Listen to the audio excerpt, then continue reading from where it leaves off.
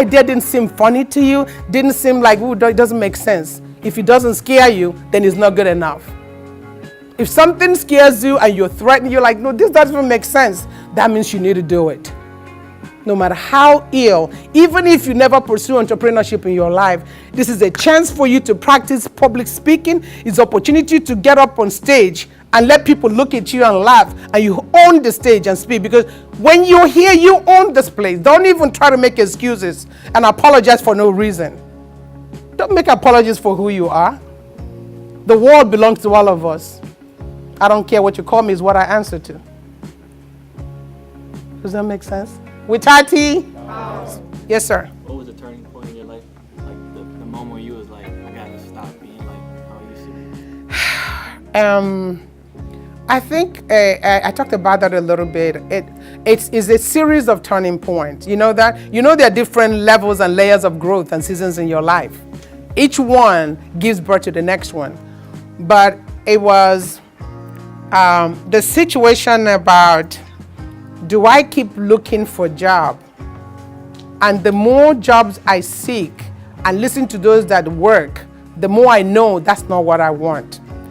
Then the decision point was, if I choose to do my own thing, am I going to wait and stay as long as it takes? Most of the reason why most minority businesses do not succeed is not because their ideas are not good enough. We don't sustain, we do not stay and stick and stay until we get our pay. We quit too prematurely. Like some of you, when they graduate from here, they don't come back and stay in touch. Don't let this be, oh, I just graduated, forget, Prince George Community College. You gotta come back and try to see what you can do to give back. In the process, you might just work in when one billionaire just told her, can you get me one of your students from last year? But because you did the right thing, you walked in the right place, right time. Does that make sense? Don't live a limited life. Just expand your mind and your life. You'll be amazed how it's not easy. But the more you overcome challenges in life, the easier it becomes. My name is EKWUNIFE, and I'm from Prince George's County Community College. And one thing I gained from this experience from WETATi is that don't let your limitations define you. You know, there's so many opportunities in the United States of America, and yet we are, just sitting back nonchalant and not really doing anything about it. But if you sit up and do the right thing, anything is possible. Just always believe in yourself. Hey, my name is JAMAL, BAZILIO, and I think as a great start for the semester, I think that Dr. Margaret WETATi was the best choice, and at least to empower each and every one of us at Hillman entrepreneurs that we can also follow our dreams and no matter where we go in life, and just to never give up. As long as you believe in yourself, keep trying. My biggest takeaway from this conference has to be that I'm not too young to start a business.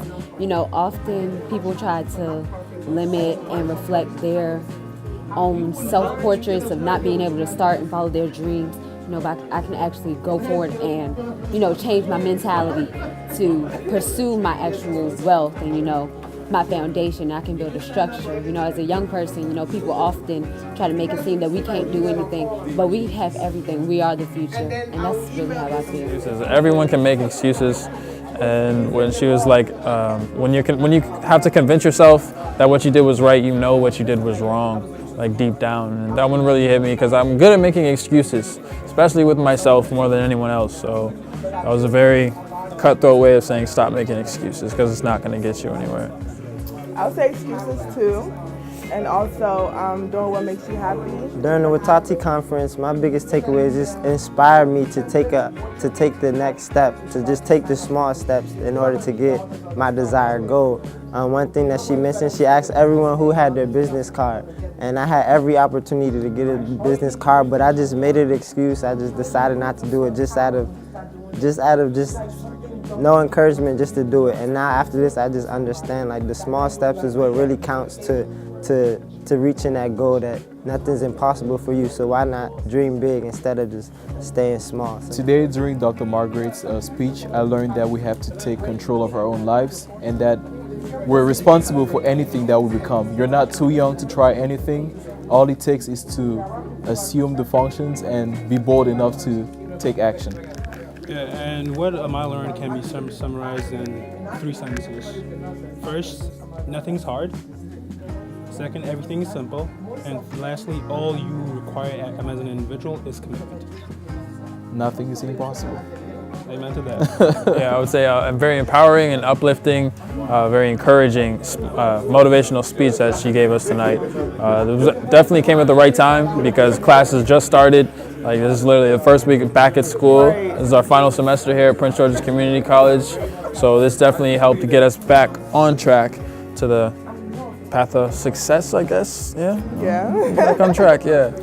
My biggest takeaway from today is that excuses do deter you, and I also got to really understand that even if you fail, you have to learn from that experience and get back up and pursue whatever it is that you were doing.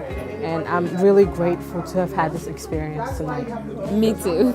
To the next generation, I would say basically what I learned today in this presentation was believe in yourself, always have faith. The small steps is what really matters. So never have any fear that you won't make it. Even if you do fail, it's okay to step up and always seek for help. It's always good to have help. WETATi, power.